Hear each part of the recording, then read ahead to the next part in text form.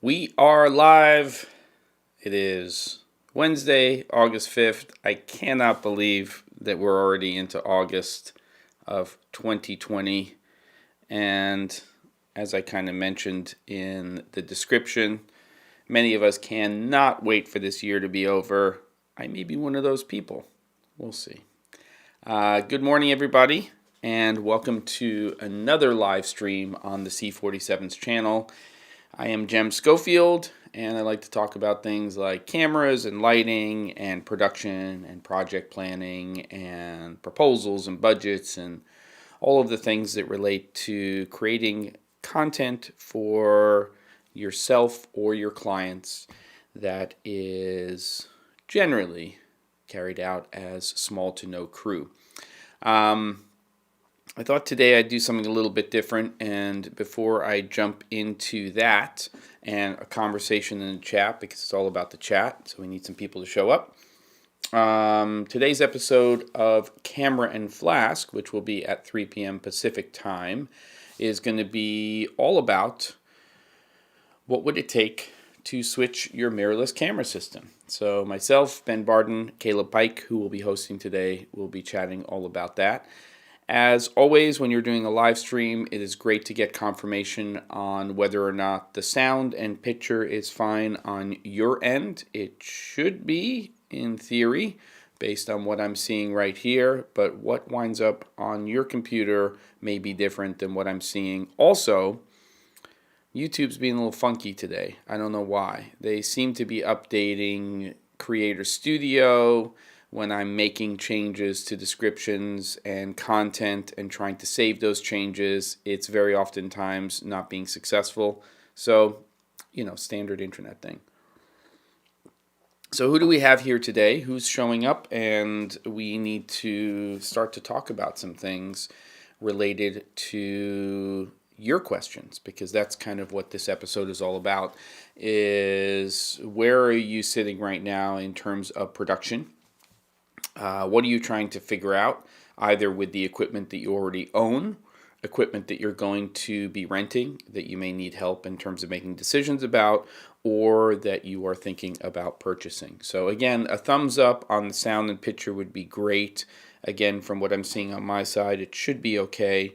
But let's start getting into the chat and bumping into sort of some questions. I don't even know if that's a saying. That's ridiculous. And starting a conversation about some of the things that you want to talk about related to production.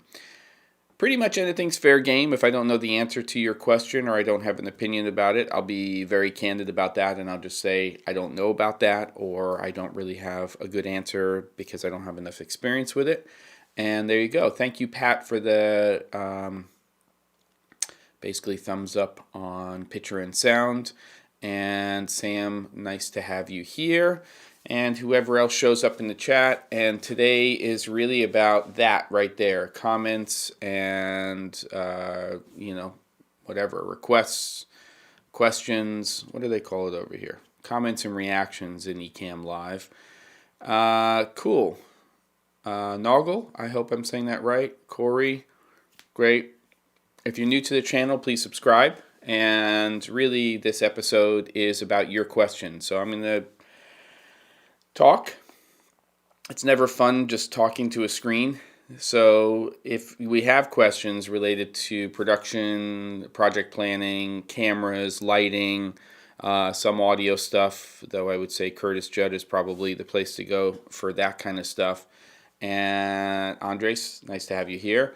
Then that's kind of what this whole live stream is about. You're going to ask questions about things. There's been a lot of cameras that have come out. There's been a lot of changes in terms of maybe looking at the equipment that you have.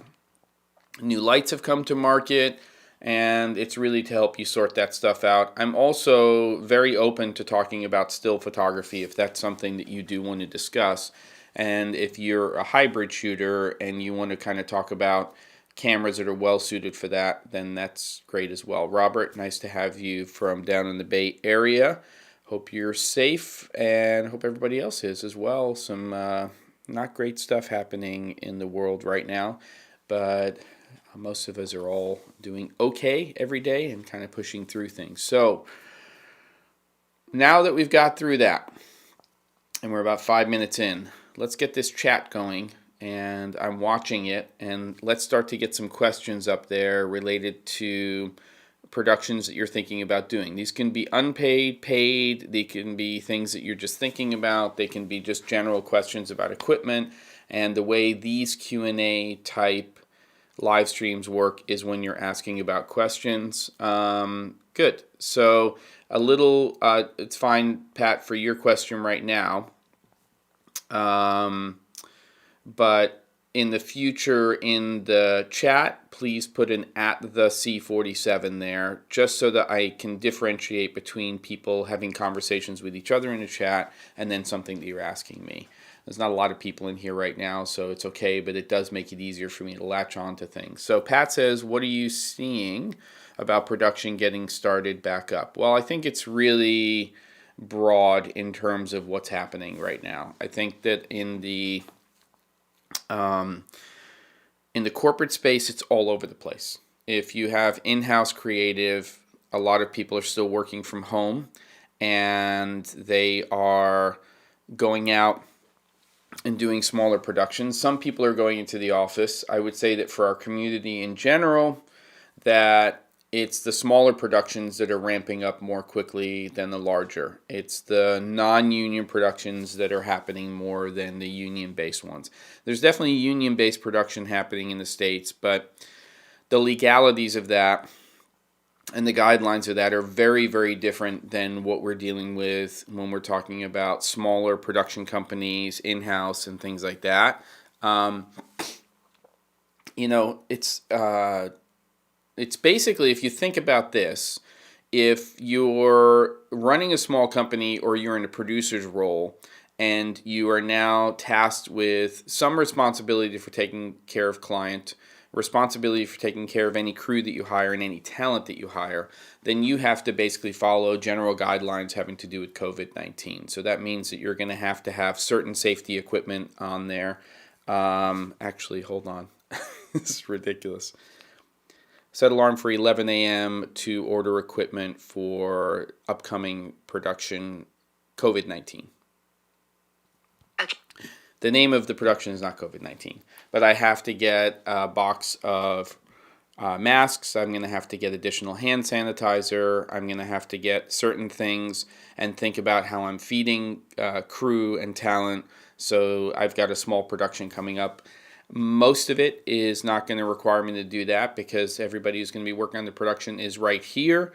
And I mean in my house, because I have my wife who helps run the business, and then I have one of my daughters who knows about production. So we can get some of that stuff done, but then as soon as we start bringing outside people in, which we'll be doing for maybe 1 or 2 days here and then also on location, then I really have to start to think about that stuff as a producer. Where is a centralized site to visit for safety concerns conducting small shoots?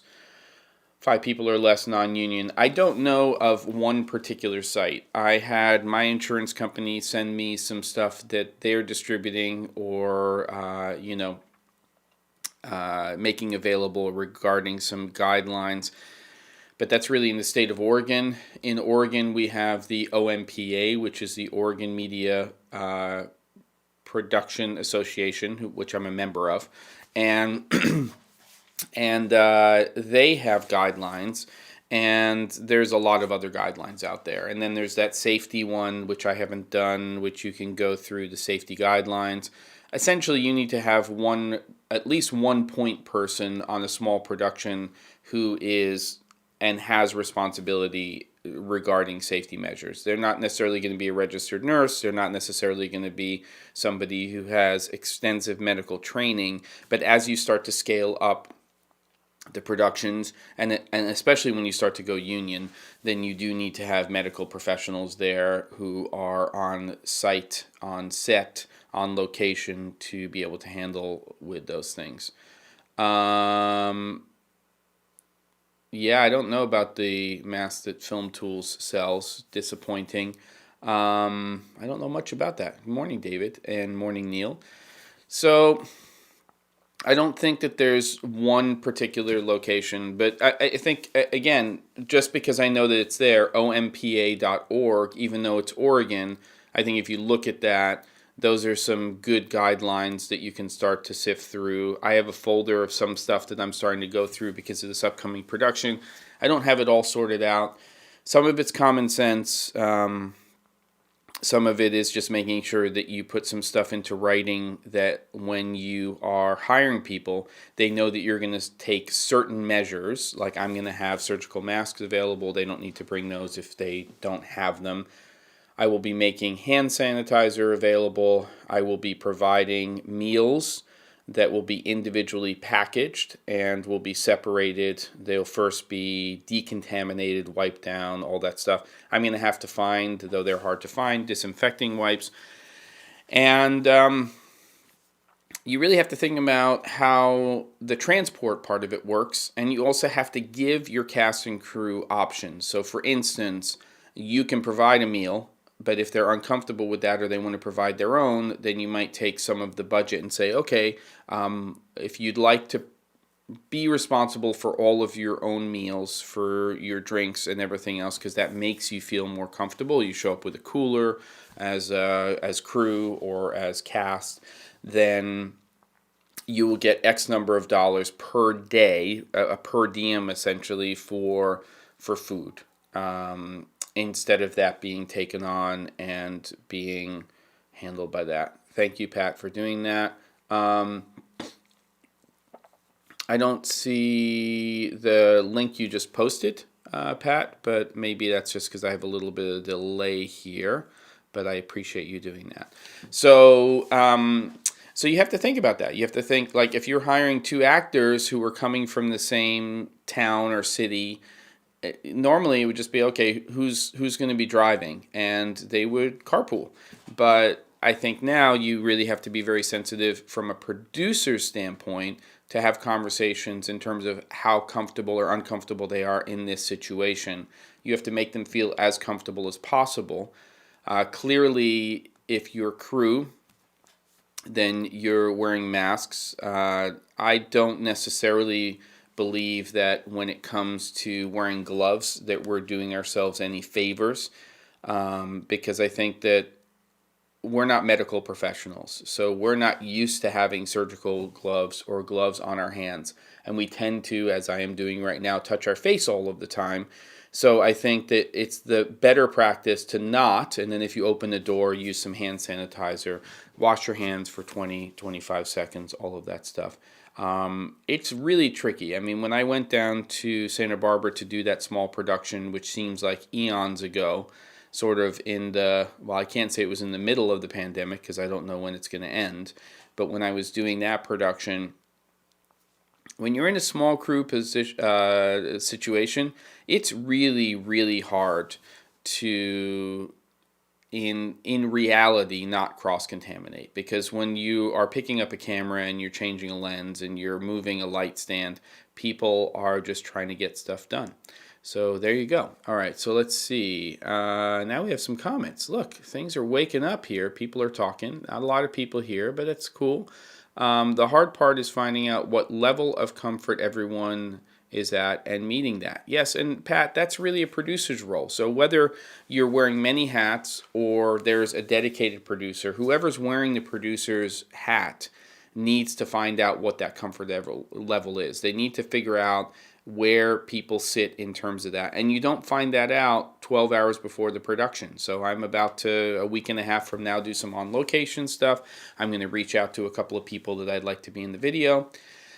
We're going to talk out by phone what the concepts are. We're going to talk about the size of the crew, and we're going to talk about comfort level. And based on that, you may have to give yourself more time to find talent, because there may be a situation where people are uncomfortable, and you either have to do what you need to do to make them feel comfortable, or if you cannot provide that environment for those people, cast and crew, then you need to find different people. And that doesn't mean that you're looking for different people who don't care, who are, like, I don't care if I'm around people, I don't care if people are or aren't wearing masks. It means that you are going to put in certain protocol that is going to provide an environment that is safer for those people than if those things were not done. Sorry about the AF kicking in there, but there's only so far you can probably go without having a lot of additional money and resources. You also have to think about, when you're planning a project,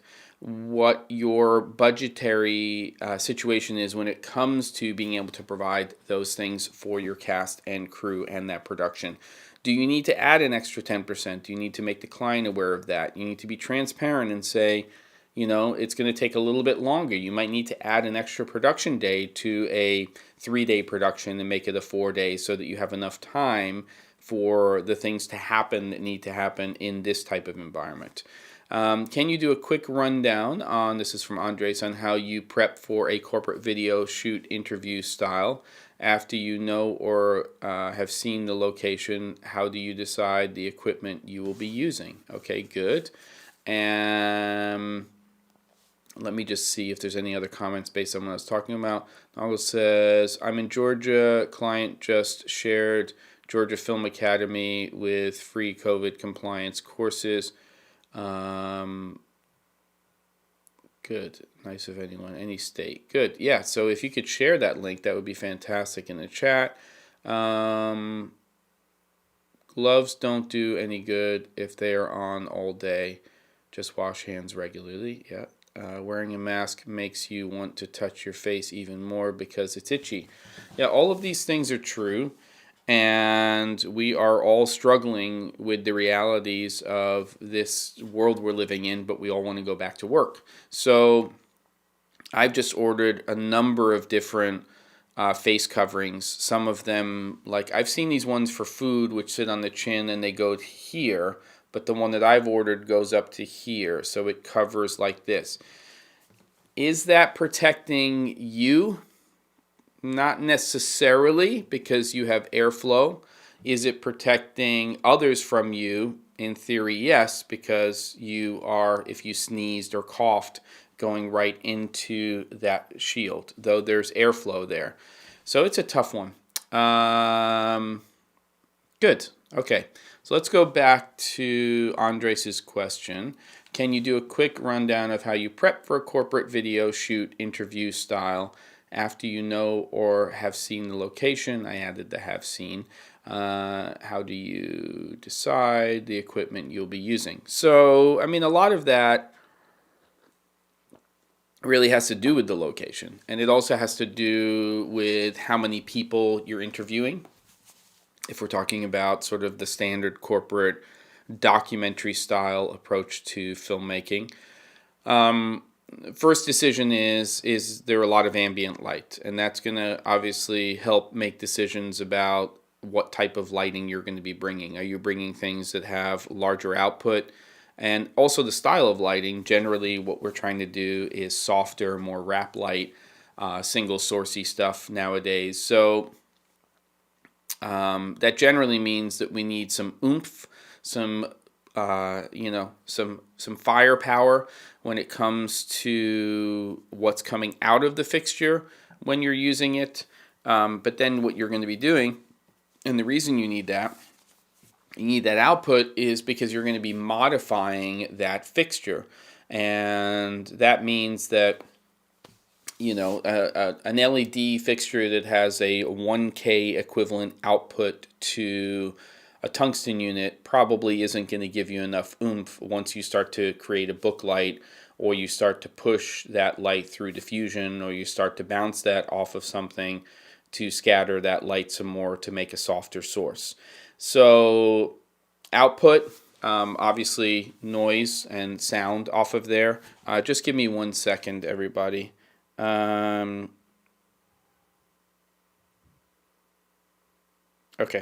So,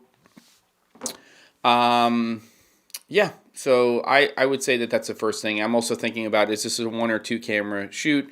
The Scout has so much to do with what's going on. And for me, it's really important to think about the environment that I'm going to be in. And then that's really going to inform me in terms of what I'm going to be doing in terms of bringing equipment.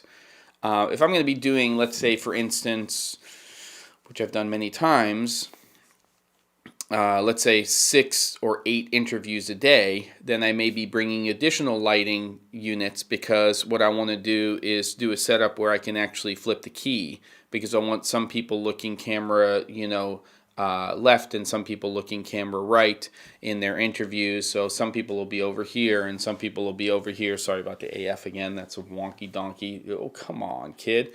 So I might bring doubles of what I'm setting up there. So what I can do is, instead of taking the time to have and try to schedule everybody in a way that I've got X number of people looking camera left for part of this whole thing, and X number of people looking camera right for part of this whole thing, I can actually just set up 2 keys. I can set up 2 kickers. I can set up, 2 fill sources, or maybe I'm just moving reflector from one side to the other, and I can figure out what my frames are going to be, what my focal lengths are going to be. And we've done that before, because we don't necessarily then have to be confined by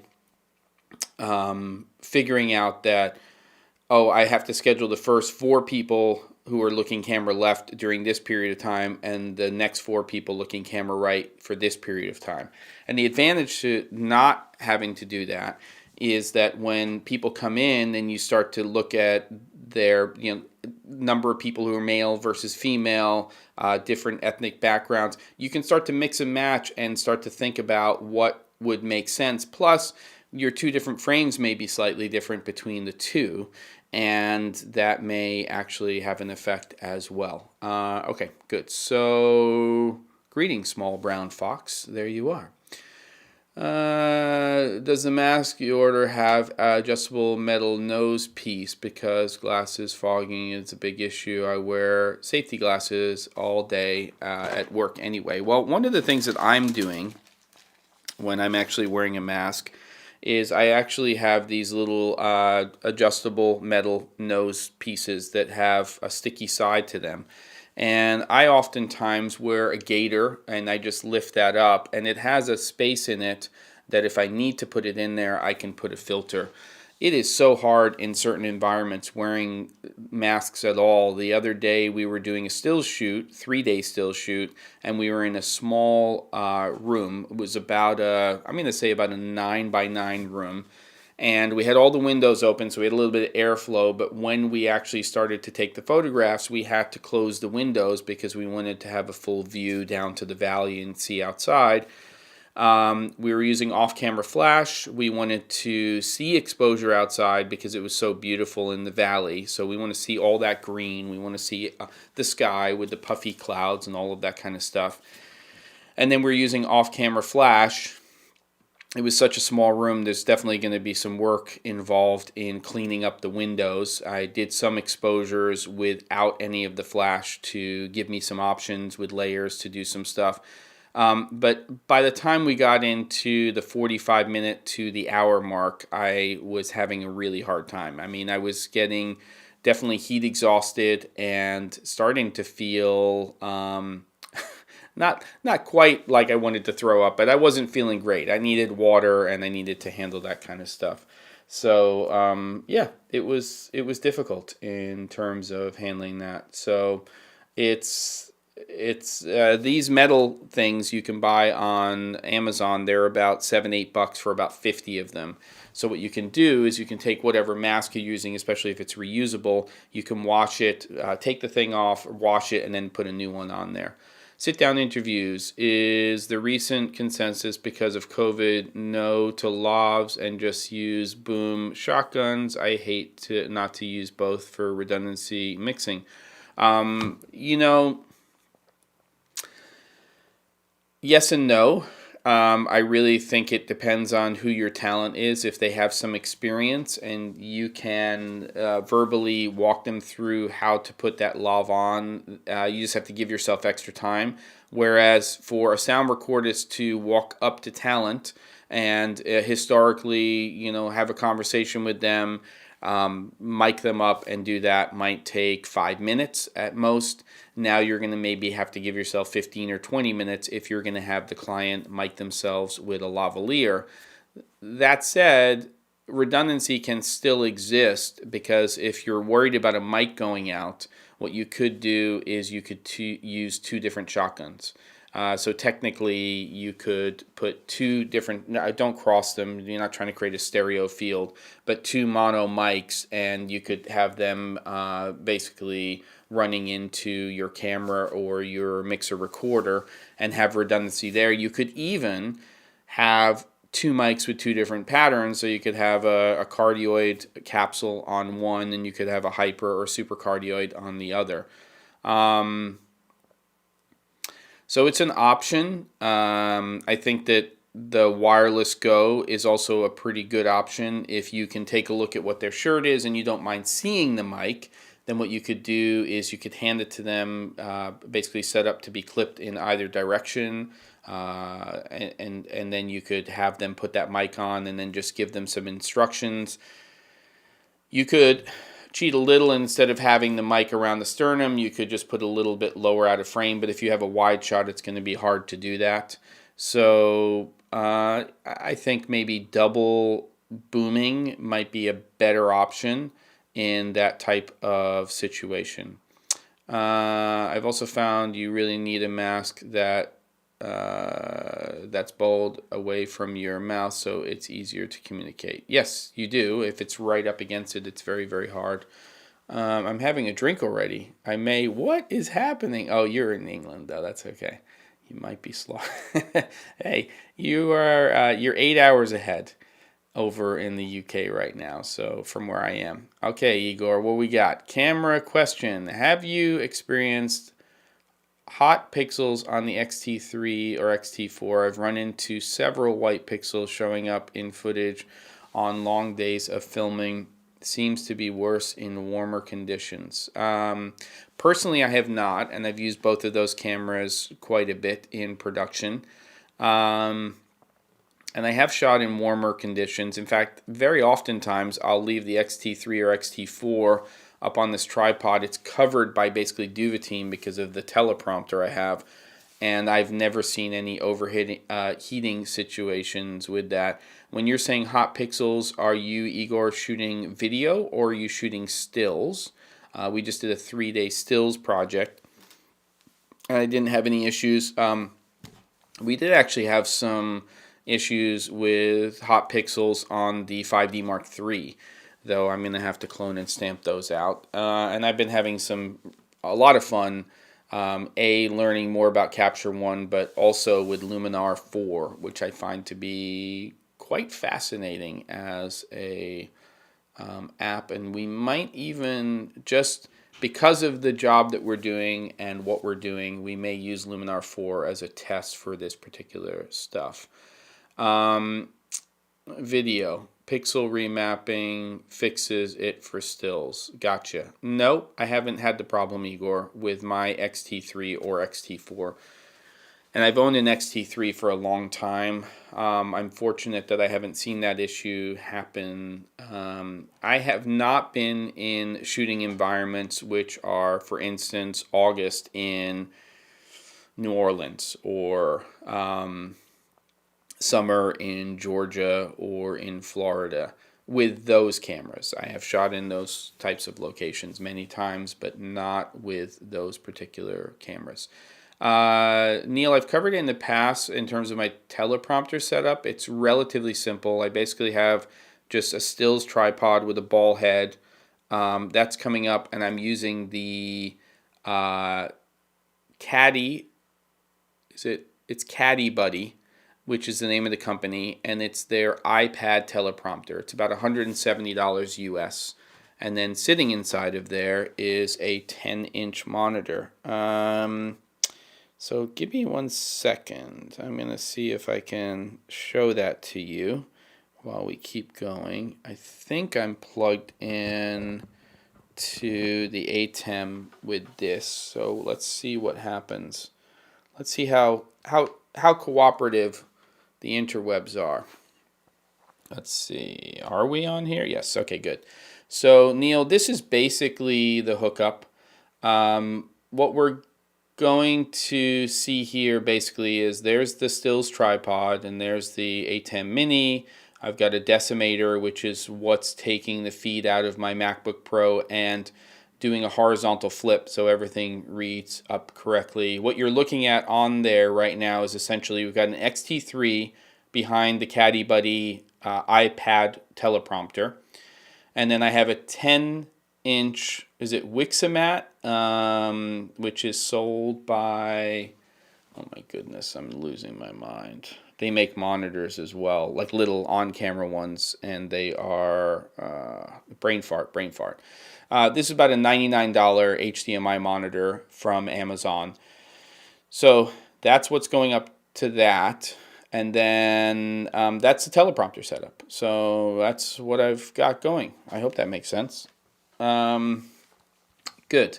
So yeah, the flip is really the thing. There used to be some utilities that you could use with Mac OS that would work, but I've tried all of them unsuccessfully to external monitors for a horizontal flip. Some of them will work in certain apps, but then in other apps they don't do the flip properly, or they make everything go black. So everybody on the outside world can still see you, but when you're trying to monitor what's happening, then you have a problem. And what I just showed you is essentially the way we set up Camera and Flask as well for me. So I'm looking at Ecamm Live. My controls are on the MacBook Pro to my right, and that's how I'm switching different scenes and things like that. But what's sitting in front of me is essentially my program stream, and that's usually the 3-up with myself, Ben, and Caleb, and then the logo, or 4-up if we had a guest come in, like when we had Matt Allard. And what I do is, at least the way Ecamm Live is set up right now, what you do is everybody calls in through Skype. So Skype is the communication thing, NDI, and then you do the whole connection with Ecamm Live. It's very simple once it's set up. And then they just basically show up as camera feeds. In the future, it looks like that's going to actually be integrated directly into the app, so you don't have to go through Skype, which I'm going to be very happy with, because we've had some strange things happen, at least on our end, in terms of audio monitoring and stuff like that. And then what I do is I share my screen, but I share this screen right here, the one that I showed you when I went to the iPhone. And what that means is that Caleb and Ben, along with myself, can see the comments and reactions. They can obviously also follow that on the YouTube channel. They see the countdown clock before we go live. They see when we're going live, because we share hosting. Like today is Caleb. Next week will probably be Ben, and then it'll be back to me. So we kind of rotate the co-host type situation, or who's hosting. And then the flip, you know, it sucks that you have to buy a $350 box to do a horizontal flip.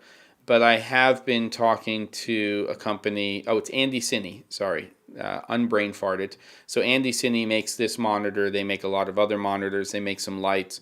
And I've had a back and forth with them about saying, okay, could you make a 10-inch, 12-inch, different size monitors that have a horizontal flip feature built into the monitor, which would be huge, because then you can just go into the menu system and do a horizontal flip. Old iPad, you can use, you could do that, but the flip part might be the problem for sure. So that's going to be like, what is it called, Sidecar, where you can use a new iPad even wirelessly as a second display, but I don't know if you can handle the horizontal flip. So this is kind of, when you're talking about live streaming and you're talking about meetings and things like that, this to me is the key to the castle, because this is how I'm communicating to other people when I'm doing consulting, a Zoom call, whatever it's going to be. Otherwise, I'm relying upon a webcam. And if I'm looking at a webcam, then the quality is diminished and all of that kind of stuff. Blah, blah, blah, blah, blah. Good. What... So David's asking, what connection do I have going from my iPhone to ATEM? It's just this little Apple adapter, which goes from Lightning to HDMI. And that's it. You basically just plug that right in with an HDMI cable into one of the ATEM's inputs. that in theory will work with any iOS device, but you could do the same thing with Android as long as you just get an adapter to go HDMI out.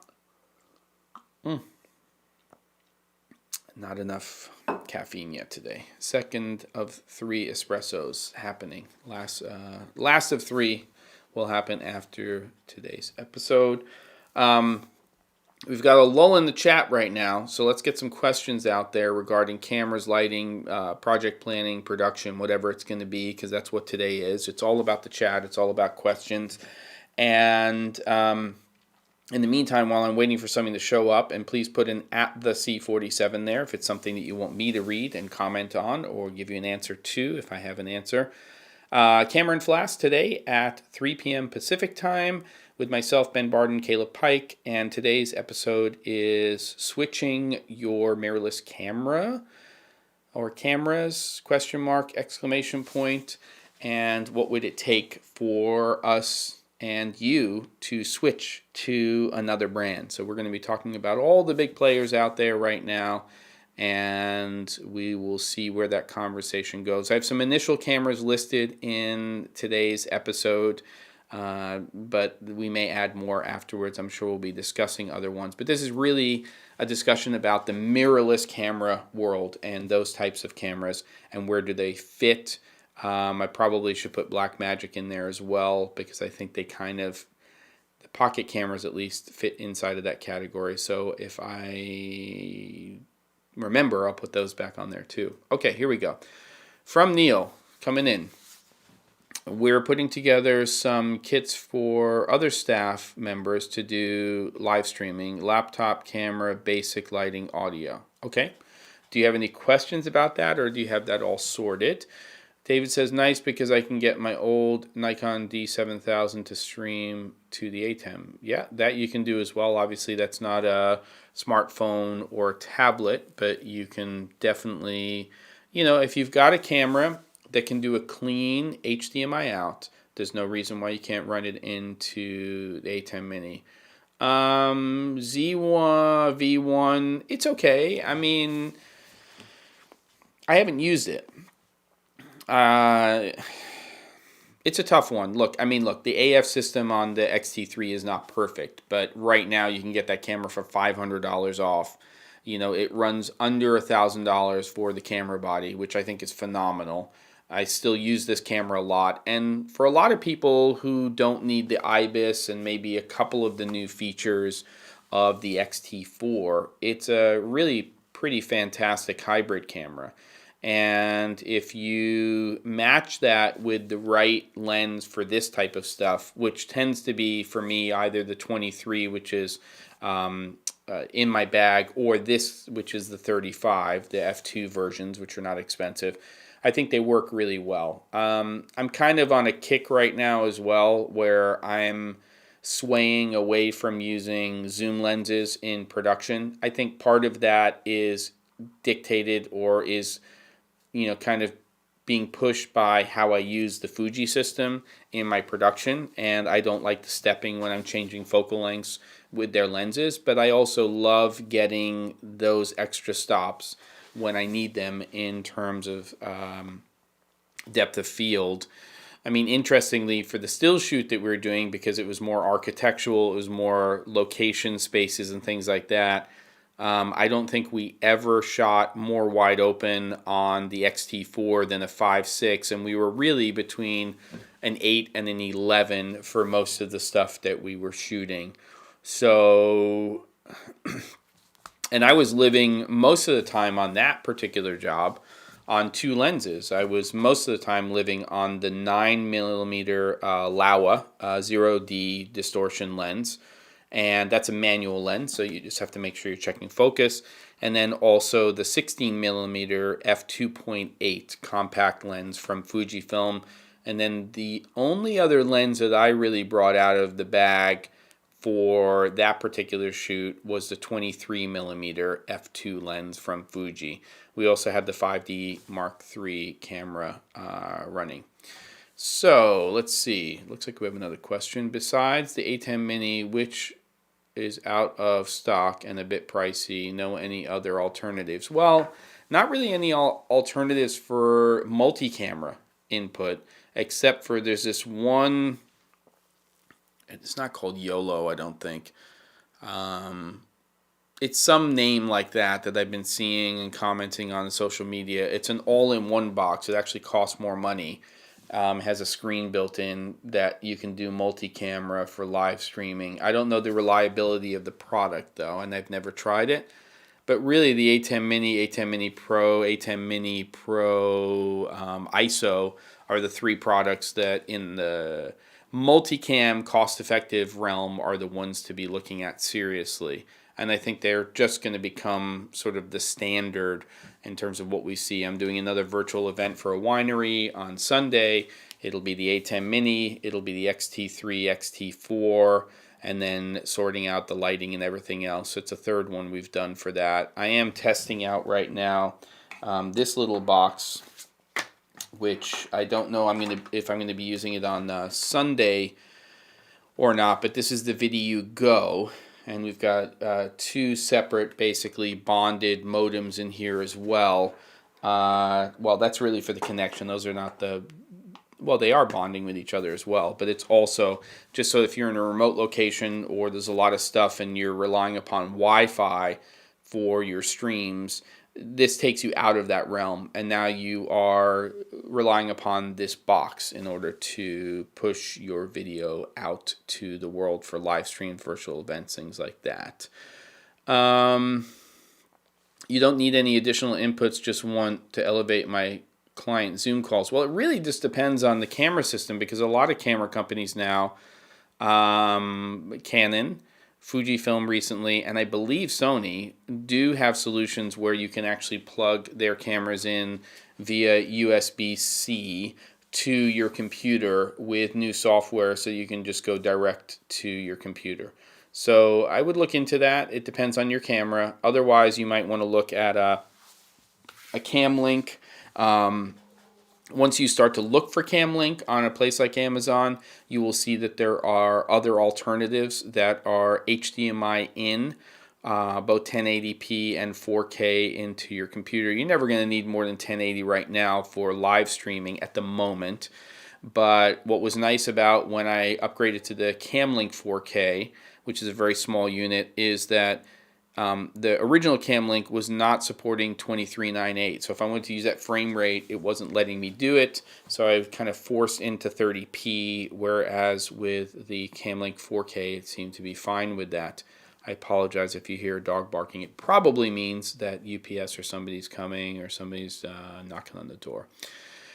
So, do you think the Sony E-mount is here to stay for a long time? Canon, Nikon, L-mount are larger mounts created more future-proof, while E-mount was originally just made for APS-C. Absolutely think that E-mount is here to stay, because it's the lens mount that Sony's using on virtually all of their full frame, well, I think all of their full frame mirrorless cameras. And they're using that, that mount, and then there are even, obviously, digital cinema cameras that they're making that have a lockable E-mount. So, with so many native E-mount lenses now being designed and manufactured not only by Sony, but so many other companies, I'm very confident that that E-mount will be around for quite a long time. And I wasn't sure in the beginning, but I think it's been very clear for a few years now that there's no question about that. No, the Nikon won't stream as soon as you plug in the HDMI in video mode. It kicks it out. So I figured I would use the iPhone for a third camera. Gotcha. Sony has spent the past 7 years aggressively developing lenses for E-mount, and it suits their bodies well. I doubt they see any real... Yep. Done. Small flange distance, well suited for adapting other lenses as well, which is kind of the savior for E-mount in the beginning, is that it was so easy, especially with Metabones being around, to adapt EF mount lenses to E-mount and then eventually to speed boost them so you could get that wider field of view, extra stop, all that fun stuff. You have wine there. Thought it was all moonshine in your neck of the woods. Oh, well, first of all, I wouldn't exactly say Oregon is moonshine country. There's some other places in this country where the moonshine is a lot more prevalent. Let's get a little bit more east and a little bit more south, and then you're talking about moonshine country. Up in the hills and all that stuff. I'm not saying people aren't making moonshine in Oregon. I'm just saying it's not a big business here. But we are smack right in the middle of wine country here. So, yes, there's some great distilleries in Oregon.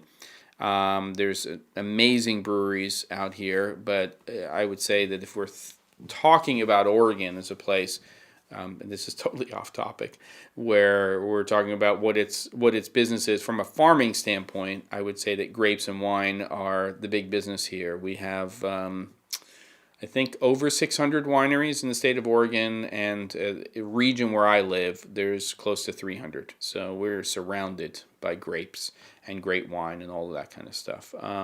Very well known for Pinot Noirs, Pinot Gris. And then there's a lot of people doing other stuff too. So there's Grenaches coming out of here and some really nice other wines. It's a good climate for it. It's hot in the summer, cool and wet in the winter, and it seems to make for a good combination for that. Shiz, what's up? In terms of mounts, Nikon Z, shortest flange and largest diameter. Really good for versatile adapting. Not so great if you want to share Z-mount lenses with other systems. True. And I guess the other downside is that for the most part, we don't consider Nikon or Nikon as the system that we would buy into if we want to shoot a lot of video. So there you go. Okay. A10 minis in stock, at least pros in Europe. If you're in the U.S., try DVE store, dvestore.com, and they're a great company based up in Washington State. And yeah, Sam is in moonshine country for sure. There's no question about it. You get into West Virginia, you get into the hills a little bit. Stuff happening. There's been some television shows about that too. Sorry about the AF again. You know, it's kind of how I feel right now this year. It's the live max headroom kind of feature, but without dropping frames. Good. So we're into about the last 10 minutes here, and we're digressing. We're already kind of into Cameron Flask because we're talking about moonshine and wine and different things like that. But what other, because I probably won't do another Q&A for about a month at least. What other questions do you have about upcoming productions, specific camera systems, lighting, things that you're trying to sort out? What are your questions that we can fit into this last 10-minute block before I have to go off and prep for another production, which is nice. I'm actually working. Working is good. So what do we have? Anybody? What do we have? Questions coming in to the chat. Yes, no, maybe. Dog barking, but you know, there you go. Things are going on. The challenges of production. Any other questions for today? All right, if we don't have any other questions coming in, then we'll probably start to do that. Oh, workflows for hybrid shooting. Here we go. Coming in right here towards the end. So hybrid shooting is an interesting one. I have sort of had the viewpoint historically that I like a separation. It doesn't mean that you might not be it doesn't mean that you won't be using the same camera system or camera systems, as in, oh, I've got 3 EOS Rs or 2 EOS Rs. But I'm not a wedding or event person, so that's not really my wheelhouse. And I mean events as in not a virtual event, but, you know, weddings, bar mitzvahs, sweet 16s, anniversary parties, things like that. Those are not the types of things that I usually will do and historically have not done a lot of. But in those situations, there's an expectation that when you're going into them, that if you're coming in as a company and you're providing that service and you're shooting stills and you're shooting video, that what you need to do is you need to be prepared to not have one camera doing that job. It's a divide and conquer. You need to have somebody, at least one person who is in charge of stills and one person who's in charge of video. Very oftentimes you want multiple people in charge of video, and then you'll have a stills photographer come in and handle that. And, I produced and directed a wedding filmmaking or wedding cinematography course for MZ Pro last year with Ray Roman, who's based out of the Atlanta, Georgia area. And they generally have at minimum 2, but pretty much all of the time 3 shooters, and they have nothing to do with stills in that situation. Hybrid shooting is first and foremost about picking the right camera system for what you're doing. So this is a great time to talk about it. The A7S III is not a great hybrid camera system. To me, when I'm looking at that camera, I'm saying that camera is the right system for people who want to shoot video with a mirrorless camera, potentially. It's one right system. But if you're looking for a hybrid camera from Sony, it's going to be the A7 III. You're still getting great AF. You're not necessarily getting the same features you're getting in the A7S III for video. I think the R6 will probably turn out to be a good hybrid camera.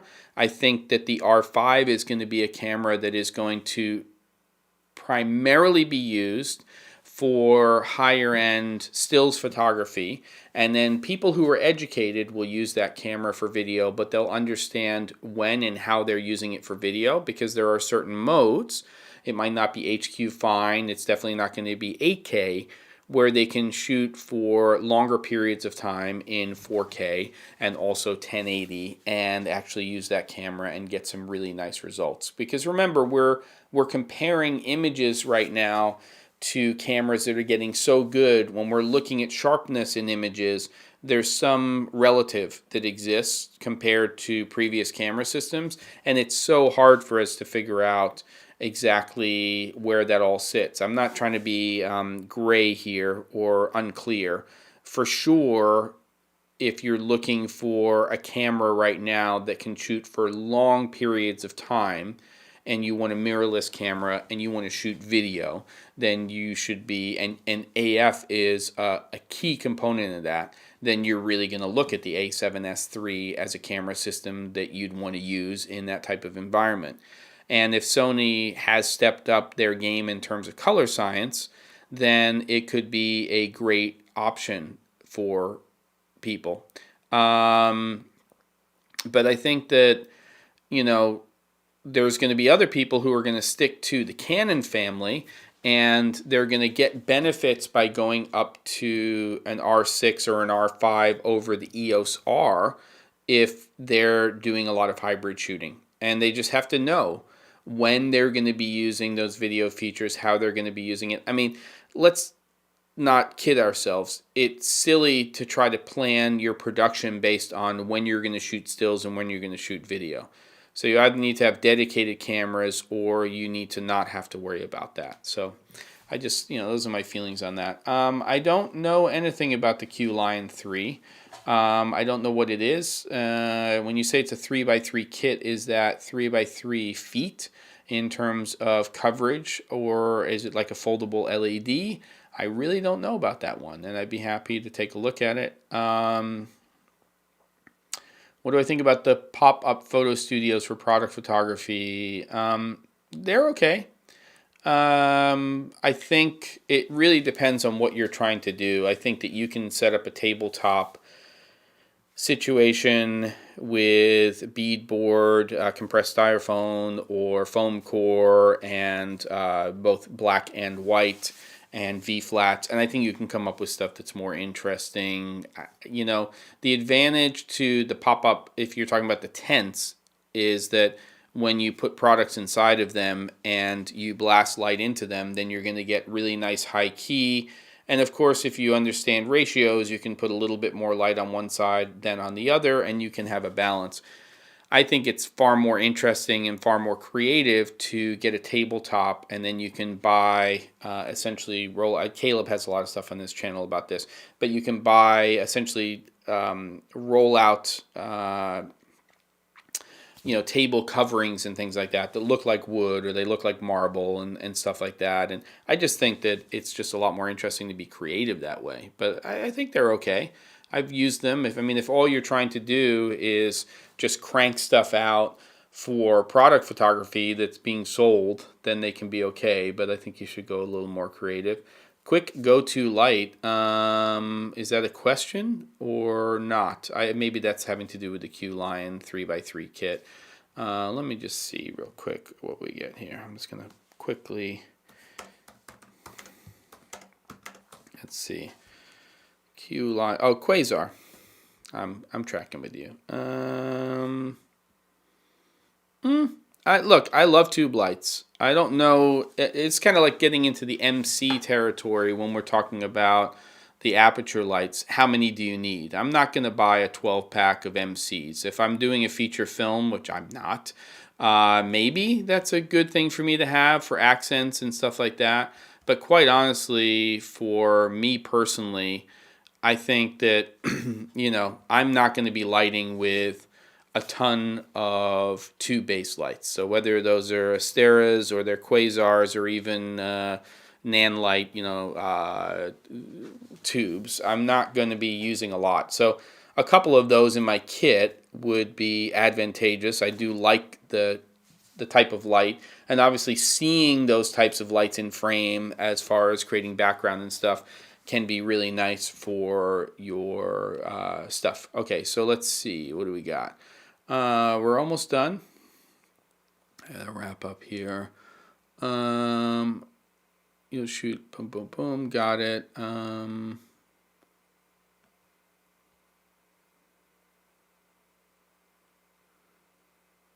I used my Sekonic C700 with an Aperture Nova, and I was getting over and under readings across the board when using a lot of RGB settings and wouldn't show any info.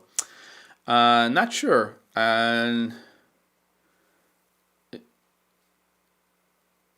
Yeah, it may just be the output in terms of color space. Yeah. Maybe you can sell your C700 and get a C800.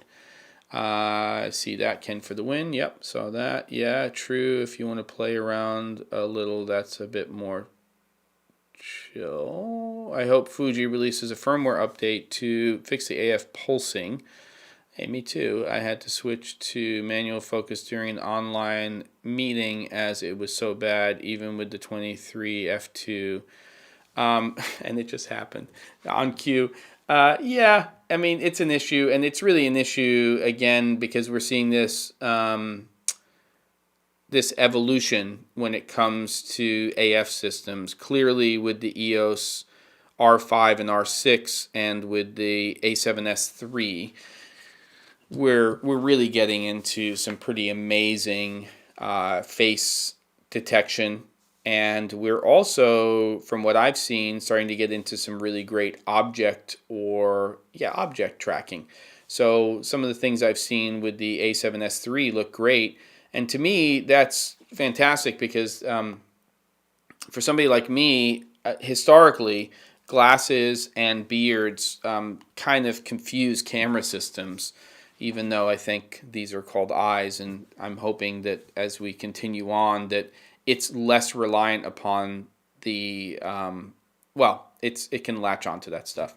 So, yeah, I'm hoping we get an evolution there. Definitely the X-T4 is better than the X-T3 in general, but it still could move forward in terms of there. I don't think there's going to be a Zoom tonight. I'm sorry, David. I have a pretty full house, and I am going to be the one in charge of cooking dinner. So what's going to happen is when we end off with Cameron Flask, I'm going to have to go handle that. So unfortunately, not tonight. But I hope to do a Zoom happy half hour next week after Cameron Flask. So let's see how the week goes. I am in production all week, starting on Monday, prepping Thursday and Friday, so tomorrow and Friday, and I'm going to basically stop on Wednesday at around 2 for Cameron Flask, and we'll probably just, I won't go back to production. What am I going to cook? Burgers tonight, 2 different kinds, beef and turkey, and then fixins. So we'll do mushrooms, avocado, different types of cheeses. We'll have sharp cheddar. We'll have mozzarella. We'll have Swiss or baby Swiss, and cooking with a come on, shiz, ridiculous. What I am eyeing is a Neapolitan style pizza oven, the portable one, and I keep going back and forth. Part of the problem is availability right now. Why are we talking about food? Why? Because I think about it all the time. I'm not going to live feed that. Come on, Rob. If you send me get some Branson pickle, maybe I'll do it. I don't know.